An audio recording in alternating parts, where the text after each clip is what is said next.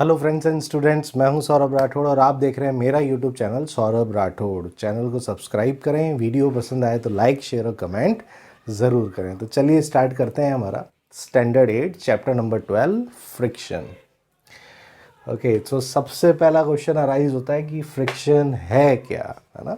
So either you can say friction और you can say frictional force. ये एक तरह का फोर्स है। अभी कैसा फोर्स है? Frictional force is a force that resists or oppose the motion of the surfaces in contact. The relative motion between the surfaces in contact. मतलब अगर ऑब्जेक्ट्स कांटेक्ट में हैं तो उनकी सरफेसेस के बीच में जो फोर्स, अपोजिंग फोर्स, रोकने वाला, रेजिस्ट करने वाला जो फोर्स अप्लाई होता है उसे हम फ्रिक्शन या फिर फ्रिक्शनल फोर्स कहते हैं। ठीक है, तो ये हमेशा किसी भी ऑब्जेक्ट की मोशन को अपोज करता है, रोकता है, रेजिस्ट करता है। ठीक है, तो अगर वो रोक रहा है और रेजिस्ट कर रहा है, इसका मतलब फ्रिक्शनल फोर्स हमेशा ऑब्जेक्ट के मोशन की अपोजिट डायरेक्शन में अप्लाई होता है। जैसे हम एग्जांपल की बात करें तो ये ग्राउंड सरफेस है और यहाँ पे एक ये बॉल है। ठीक है, अब इस बॉल की सरफेस और इस ग्राउंड की सरफेस कांटेक्ट में है। ठीक है, तो इन दोनों सरफेसेस के बीच में फ्रिक्शनल फोर्स अप्लाई करेगा। अब मान लेते हैं कि ये बॉल इस डायरेक्शन में मूव कर रहा है। ठीक है, तो थोड़ी देर के बाद इस बॉल की स्पीड कम होती जाएगी और अल्टीमेटली ये बॉल रुक जाएगा। क्यों? क्योंकि ग्राउंड अपोजिट डायरेक्शन में कौन सा फोर्स अप्लाई कर रहा है?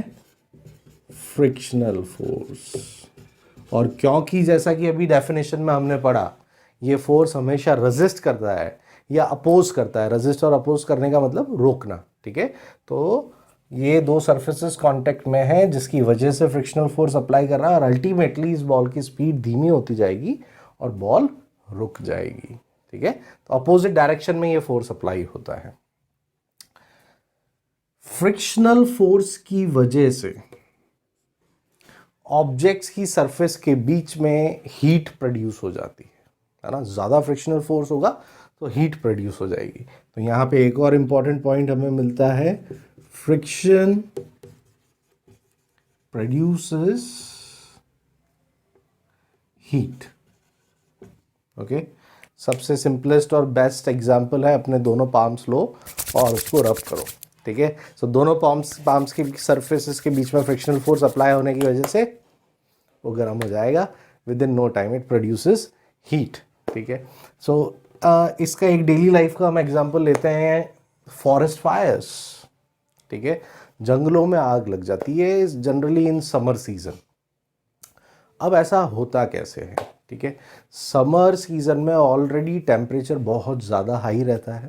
ठीक है, और क्योंकि ड्राई कंडीशंस रहती हैं, सो ट्रीज़ की ब्रांचेस जो कांटेक्ट में हैं and because of the wind वो हमेशा एक दूसरे की सरफेस के साथ कांटेक्ट में आती हैं और उनके बीच में फ्रिक्शन प्रोड्यूस हो जाता है। और फ्रिक्शन क्योंकि हीट प्रोड्यूस करता है तो हीट प्रोड्यूस हो जाती है। और क्योंकि कम समर सीजन की हम बात कर रहे हैं तो एटमॉस्फेयर में ऑलरेडी बहुत ज़्यादा हाई टेम्परेचर है। ठीक है, और उसमें जब ये हीट प्रोड्यूस होता है so it can catch fire. ठीक है, और एक बार जब वो फायर हो जाता है तो बहुत अनकंट्रोलेबल वे में वो स्प्रेड होता है। लास्ट ईयर ऑस्ट्रेलिया में ऐसा हुआ था। ठीक है, सो फॉरेस्ट फायर किसकी वजह से होता है? फ्रिक्शनल फोर्स की वजह से होता है। अब ये तो बात थी कि फ्रिक्शनल फोर्स है क्या। ठीक है, अब फ्रिक्शन फोर्स डिपेंड किस पे करता है? फ्रिक्शन फोर्स डिपेंड करता है, फ्रिक्शन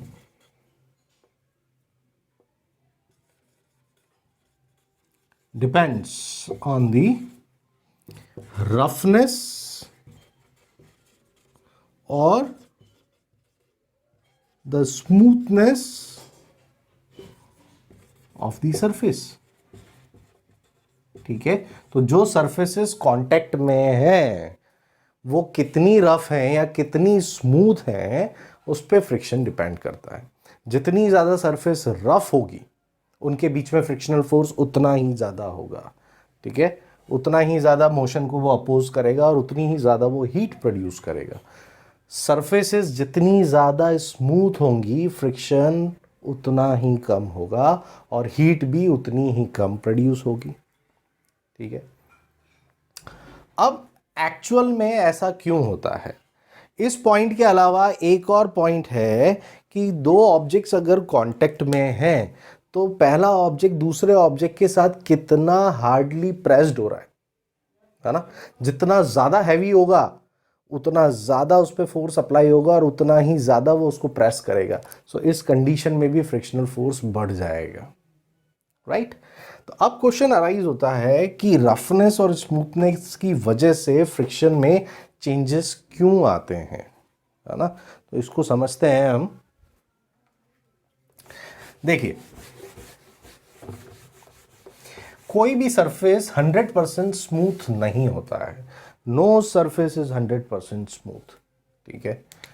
मान लेते हैं कि ये एक सरफेस है, फॉर एग्जांपल एक टेबल के ऊपर ग्लास लगा हुआ है, ठीक है। Glass is a smooth surface, but क्या ये ग्लास 100% स्मूथ है? नहीं है, ठीक है। अगर इसकी सरफेस को हम जूम करके देखेंगे ना तो इसमें ऐसी बहुत सारी इरेगुलरिटीज दिखाई देंगी, ठीक है।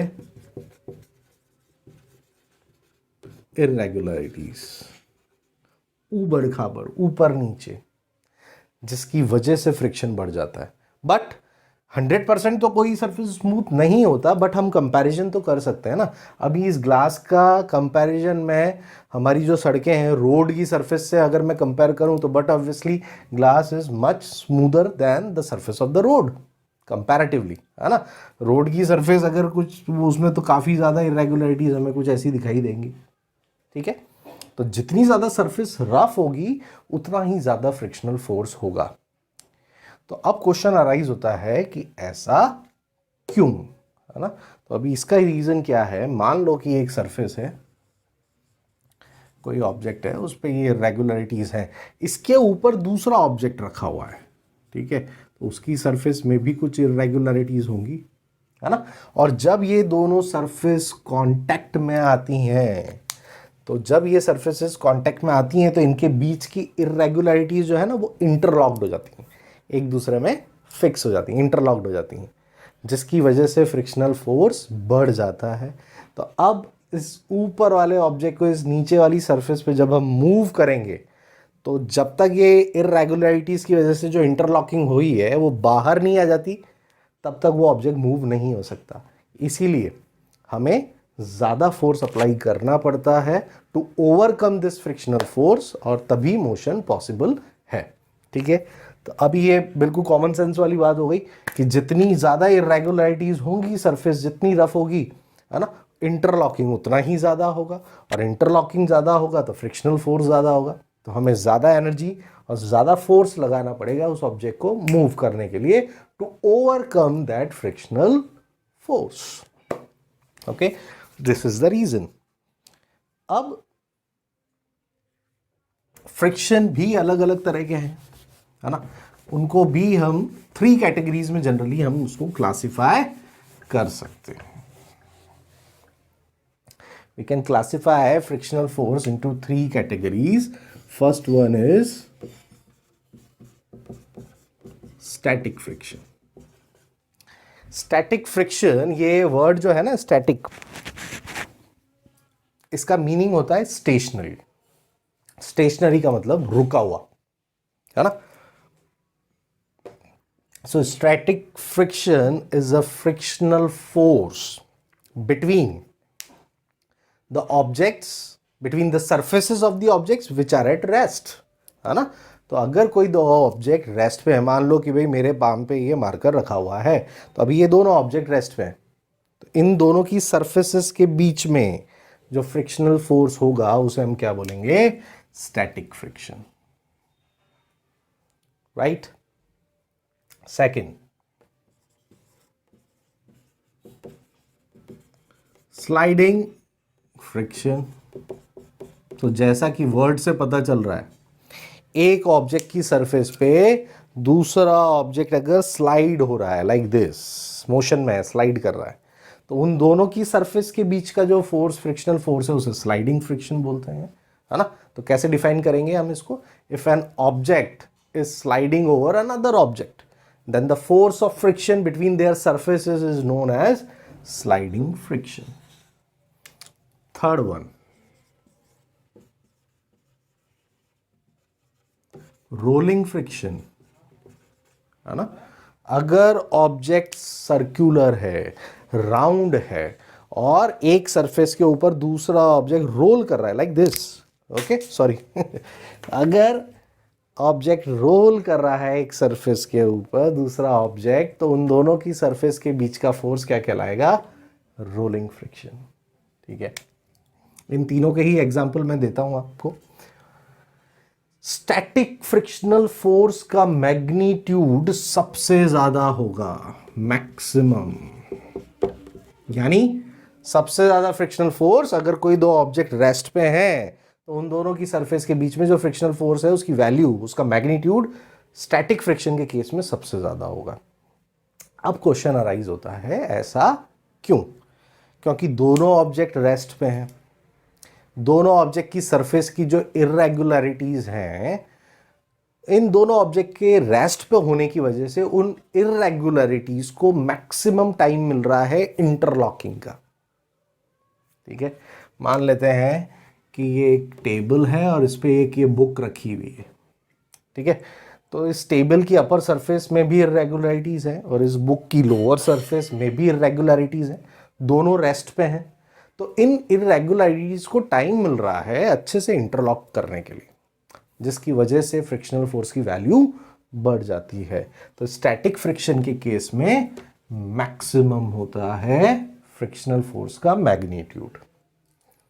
स्लाइडिंग फ्रिक्शन, सेकंड केस मान लेते हैं कि इस टेबल पे ये जो बुक रखी हुई है, इस पे हम कुछ फोर्स अप्लाई करते हैं। ठीक है, मान लो इस डायरेक्शन में, और ये बुक मूव होके आगे चली जाती है, उस पे स्लाइड हो रही है। ठीक है, इस केस में फ्रिक्शनल फोर्स का मैग्नीट्यूड जो है ना, वो स्टैटिक फ्रिक्शन के मैग्नीट्यूड से थोड़ा सा कम होगा।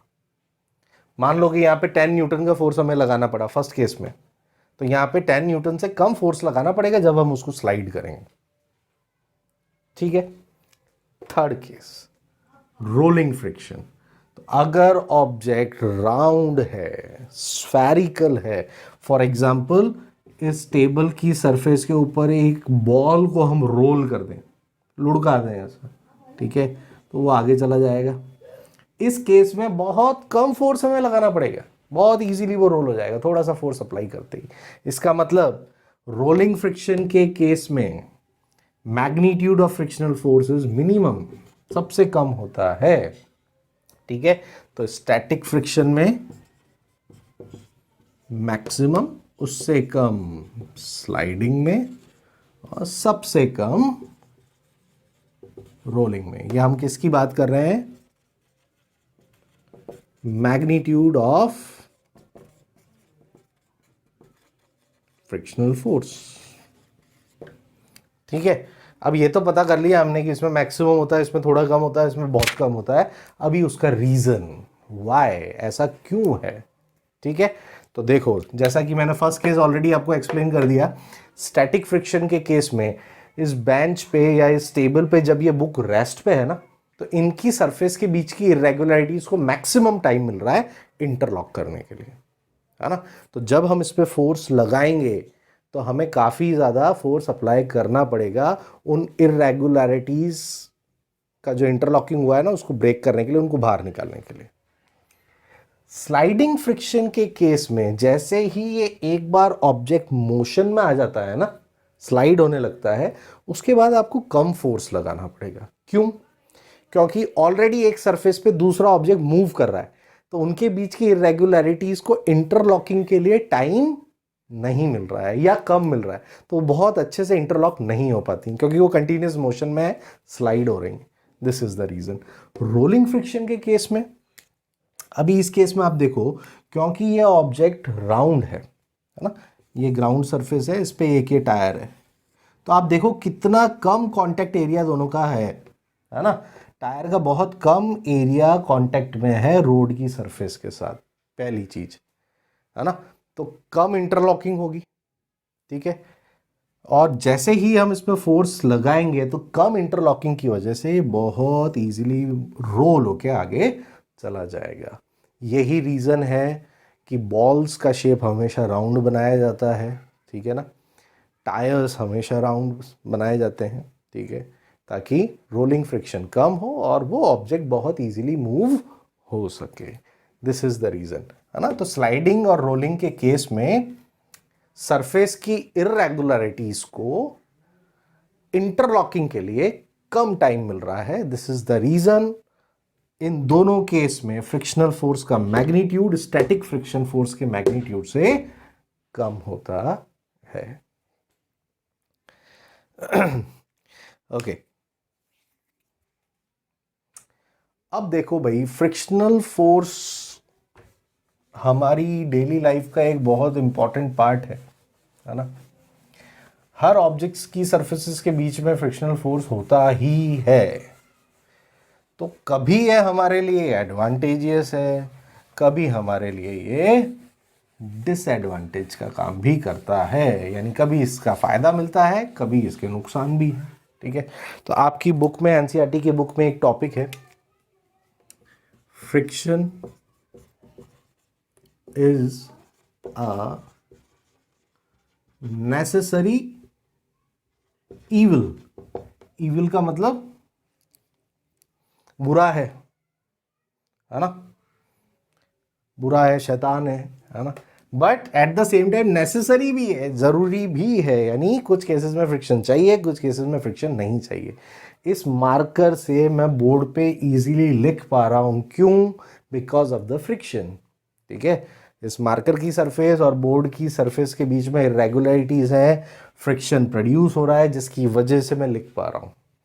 100% स्मूथ दोनों की सरफेस होती और फ्रिक्शनल फोर्स नहीं होता तो मैं लिख ही नहीं पाता, मार्कर उड़ उड़ के चला जाता, ठीक है। इस मार्कर को यहाँ पे जहाँ से मैं होल्ड कर रहा हूँ थोड़ी सी रफ सरफेस है, ताकि मैं इसको इजीली होल्ड कर पाऊँ बिकॉज ऑफ द फ्रिक्शन, ठीक है। आपके पेन्स को भी आप जहाँ से होल्ड करते हैं वहाँ पे थोड़ा सा ग्रिपिंग बना होता है, सो दैट फ्रिक्शनल फोर्स थोड़ा सा बढ़े और उसको हम अच्छे से होल्ड कर पाएँ, ठीक है।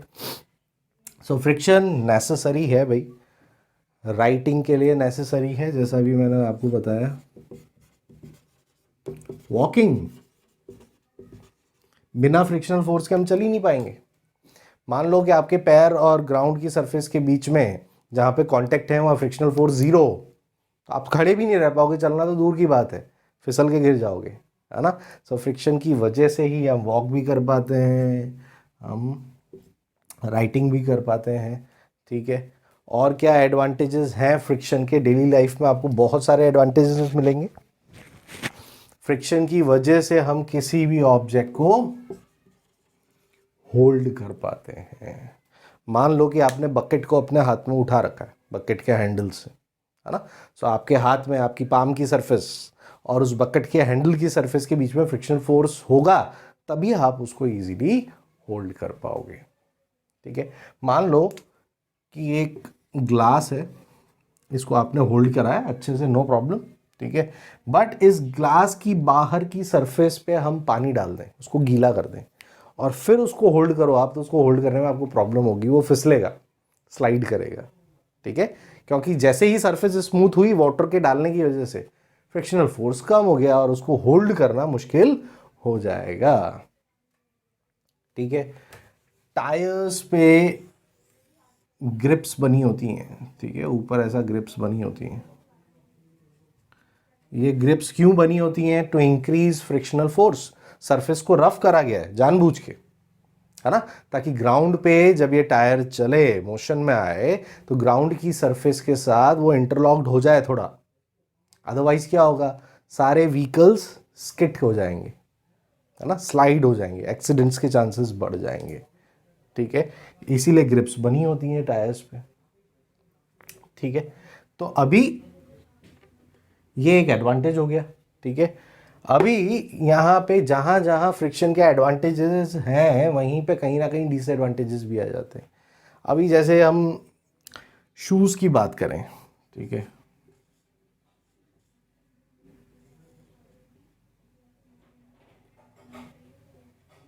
शूज़ के नीचे अगर स्पोर्ट्स पर्सन है तो आपने देखा होगा कि यहाँ पे स्पाइक्स बने होते हैं। क्रिकेट में स्पाइक्स वाले शूज़ यूज़ होते हैं, फुटबॉल में स्टड्स जो यूज़ किए जाते हैं उसमें भी छोटे स्पाइक्स होते हैं। वाई, है ना, क्योंकि इन एथलीट्स का काम है भागना, और ग्राउंड पे जब ये भागते हैं तो ग्राउंड की सरफेस के साथ इनको प्रॉपर ग्रिप मिलना बहुत ज़रूरी है। तो ये स्पाइक्स या जो छोटे स्टड्स की छोटी स्पाइक्स हैं वो ग्राउंड को होल्ड कर लेती हैं, जिसकी वजह से एथलीट के गिरने के चांसेस कम हो जाते हैं। But at the same time यहाँ पे डिसएडवांटेज क्या हो जाता है, इस वजह से फ्रिक्शनल फोर्स के बढ़ने की वजह से एथलीट को ज़्यादा एनर्जी, ज़्यादा पावर लगानी पड़ती है, तो वो एक डिसएडवांटेज हो गया, है ना। So these are the two sides of a coin, advantages भी हैं, डिसएडवांटेजेस भी हैं, ठीक है। टायर ज़्यादा हम यूज़ में लेते हैं तो उसमें क्या आ जाता है, वेयर एंड टेयर, ठीक है, या तो टायर घिस जाएगा या फट जाएगा, है ना। सो टायर फ्रिक्शन दे रहा है वो एडवांटेजियस है, but at the same time wear and tear हो जाता है फ्रिक्शन की वजह से, वो नुकसान है, बदलना पड़ता है, एवरी सीज़न आपको टायर बदलने पड़ते हैं, है ना। जूते ज़्यादा यूज़ करने पे फट जाता है उनका सोल फ्रिक्शन की वजह से, ये डिसएडवांटेज हो गया। But at the same time वो सोल्स पे जब ग्रिप होती हैं तो वो फ्रिक्शन प्रोवाइड करती हैं, जिसकी वजह से हमारा चलना या भागना ईजी हो जाता है, ठीक है। अब एक क्वेश्चन अराइज होता है कि भाई फ्रिक्शन को हम कम या ज़्यादा कैसे कर सकते हैं, ठीक है। अभी इससे पहले मैंने आपको बताया था कि फ्रिक्शन डिपेंड करता है सरफेस कितनी स्मूथ है या कितनी रफ है, तो बट ऑब्वियसली फ्रिक्शन को कंट्रोल करने के लिए सरफेस को रफ या स्मूथ किया जा सकता है। सबसे बेस्ट एग्जांपल है जब हम कैरम खेलते हैं, कैरम खेलते हैं हम तो उस पर कैरम पाउडर हम डालते हैं, जिसकी वजह से स्ट्राइकर बहुत इजीली मूव करने लगता है उस पर। व्हाट इज़ द रीज़न, अभी कैरम की सरफेस भी 100% स्मूथ तो होगी नहीं, उसमें भी इरेगुलरिटीज़ होंगी, but when we sprinkle carrom powder on this surface, वो कैरम पाउडर इन इरेगुलरिटीज़ के बीच में फिल हो जाता है, जिसकी वजह से उसकी अपर लेयर स्मूथ हो जाती है। तो स्ट्राइकर और कॉइन्स बहुत इजीली मूव होते हैं, उसमें स्लाइडिंग फ्रिक्शन, है ना, वो रिड्यूस हो जाता है। लुब्रिकेंट्स लाइक ऑयल, ग्रीस, है ना, तो ये सारे लुब्रिकेंट्स आपको पता है कि बाइसाइकिल में, बाइक्स में, कार्स में जब सर्विसिंग होती है तो ऑयल और ग्रीसिंग किया जाता है, ठीक है। ऑयल और ग्रीसिंग का भी सेम लॉजिक है, मशीन के पार्ट्स के बीच के फ्रिक्शन को रिड्यूस कर देता है वो सरफेस की इरेगुलरिटीज़ को फिल करके, और यू कैन से सरफेस को स्मूथ करके, ठीक है। तो अगर लुब्रिकेंट्स यूज़ नहीं करेंगे तो फ्रिक्शन बढ़ेगा, मशीन के पार्ट्स टूट भी सकते हैं और ज़्यादा हीट भी प्रोड्यूस हो सकती है, ठीक है। सो ये कुछ तरीके हैं फ्रिक्शन को रिड्यूस करने के लिए। फैन में आपने देखा है कि बॉल बेयरिंग्स यूज़ किए जाते हैं। बॉल बेयरिंग्स ऐसा होता है ना, दो मेटेलिक सिलेंडर्स होते हैं, उसके बीच में ये स्फेरिकल बॉल्स होती हैं मेटल की, तो जब ये एक सर्किल दूसरे पे घूमता है तो ये बीच की स्फेरिकल बॉल्स फ्रिक्शन को रिड्यूस कर देती हैं बिकॉज ऑफ रोलिंग फ्रिक्शन, ठीक है। फैन में यूज़ किया जाता है क्योंकि फ़ैन का काम तो भाई उसको हमको दिन भर चलाना ही होता है ना, तो कितना ज़्यादा फ्रिक्शन होगा मशीन के पार्ट्स के बीच में, तो वो फ्रिक्शन कम से कम हो, तो वहाँ पे हम बॉल बियरिंग्स यूज़ करके, बॉल बियरिंग्स यूज़ करके हम फ्रिक्शन को रिड्यूस कर देते हैं, ठीक है। बॉल बियरिंग्स का एक और बेस्ट एग्जांपल है, अभी बच्चे आप लोग उससे स्पिनर से खेलते हैं, ऐसा है ना, फिंगर में उसको फंसा के ऐसा घुमाते हैं, थोड़ा सा फोर्स लगाने पे वो बहुत देर तक घूमता रहता है। वाई, क्योंकि उसके अंदर क्या लगे हुए हैं, बॉल बियरिंग्स लगे हुए हैं, रोलिंग फ्रिक्शन हो रहा है, एंड रोलिंग फ्रिक्शन का magnitude as compare to static and sliding friction बहुत कम होता है। सो बहुत कम फोर्स अप्लाई करके भी वो बहुत ज़्यादा देर तक घूमता है, ठीक है। सो फ्रिक्शन के दोनों ही भाई हैं, नेसेसरी भी है और इवल भी है, फ़ायदे भी हैं और नुकसान भी हैं, ठीक है। ओके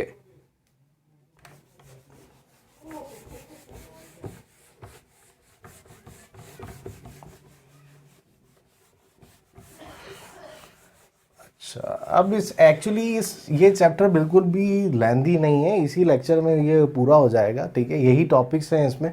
अभी एक लास्ट टॉपिक ही बचा है हमारा इस चैप्टर में, fluid friction,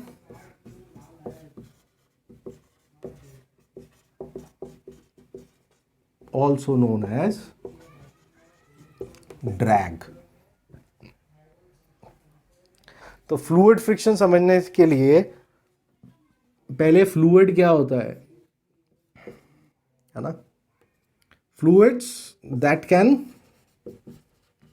flow, so fluids are the matter और the substances that can flow, वो सब्सटेंस या वो मैटर जो फ्लो हो सकते हैं। अभी फ्लो क्या हो सकते हैं, लिक्विड्स फ्लो हो सकते हैं या गैसेस फ्लो हो सकती हैं, ठीक है। सो सारे के सारे लिक्विड्स और सारी की सारी गैसेस को हम क्या बोलते हैं, फ्लूइड बोलते हैं। अब जब ऑब्जेक्ट्स इन लिक्विड्स में या इन गैसेस में मूव करते हैं तो ये लिक्विड्स और गैसेस भी फ्रिक्शनल फोर्स अप्लाई करती हैं और उस फ्रिक्शनल फोर्स को हम क्या बोलते हैं, ड्रैग।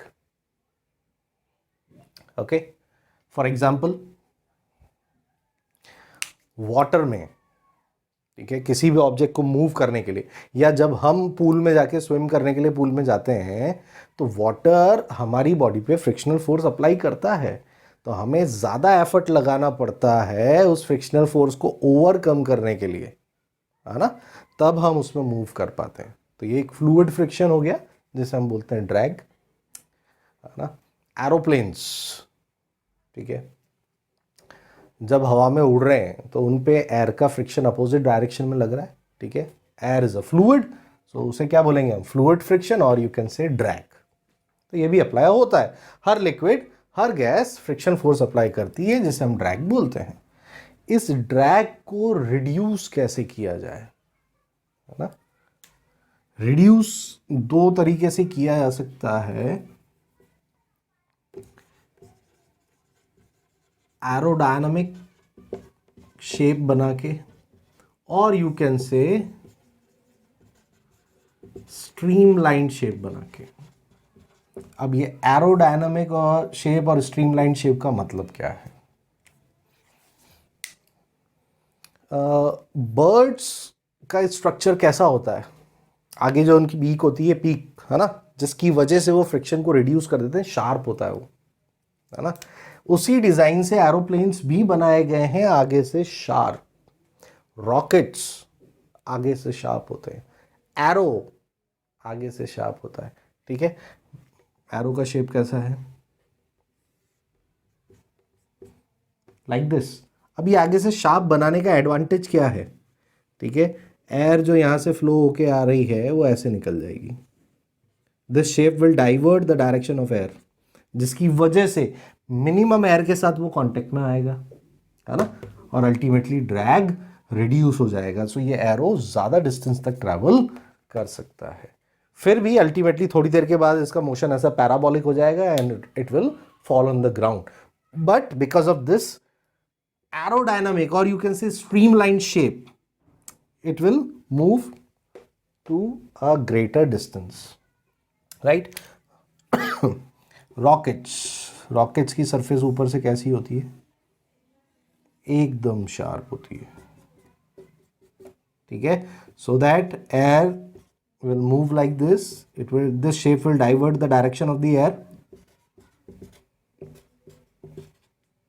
और जिस वजह से ये ऑब्जेक्ट बहुत इजीली, रॉकेट बहुत इजीली ऊपर मूव कर जाएगा, ड्रैग एयर का जो ड्रैग है वो कम हो जाएगा, ठीक है। ये कुछ एग्जांपल्स हो गए। बुलेट, तो गन की जो बुलेट्स होती हैं उसका शेप भी ऐसा ही होता है, आगे से sharp, to reduce the drag, to reduce the fluid friction so that it can move to a longer distance, right. ये जो एरोडायनामिक शेप है, जैसे एरोप्लेन का जो शेप है, उस शेप की इंस्पिरेशन मिली है बर्ड का शेप देख के, है ना। बर्ड का जो बॉडी स्ट्रक्चर है, शेप है, वहीं से वो डिज़ाइन का आइडिया मिला है ना। आपने देखा होगा जितने भी फास्ट मूविंग व्हीकल्स हैं या कार्स हैं, उनका आगे से शेप बिल्कुल स्ट्रीमलाइंड होता है, बोट्स का शेप आगे से स्ट्रीमलाइंड है, aerodynamic, so reduce the drag of, it can reduce the drag of water, है ना. दिस इज द लॉजिक और द रीज़न.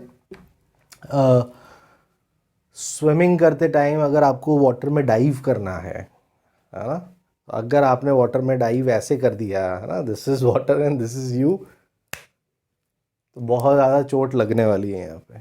क्यों? क्योंकि आपकी बॉडी फ्लैट थी, है ना. You have to dive like this, इसीलिए डाइव करते टाइम हम हाथ ऐसा करके डाइव करते हैं, so that we can easily cut the water, है ना. हम हमारी बॉडी का शेप स्ट्रीमलाइंड एरोडायनामिक बनाने की कोशिश करते हैं ताकि ड्रैग को हम रिड्यूस कर दें और बहुत इजीली हम वाटर में डाइव कर दें. ठीक है. सो यहाँ पे ये चैप्टर की थ्योरी आपकी फिनिश हो जाती है. इस चैप्टर में कुछ ज़्यादा खास है नहीं, इतना ही है. ठीक है.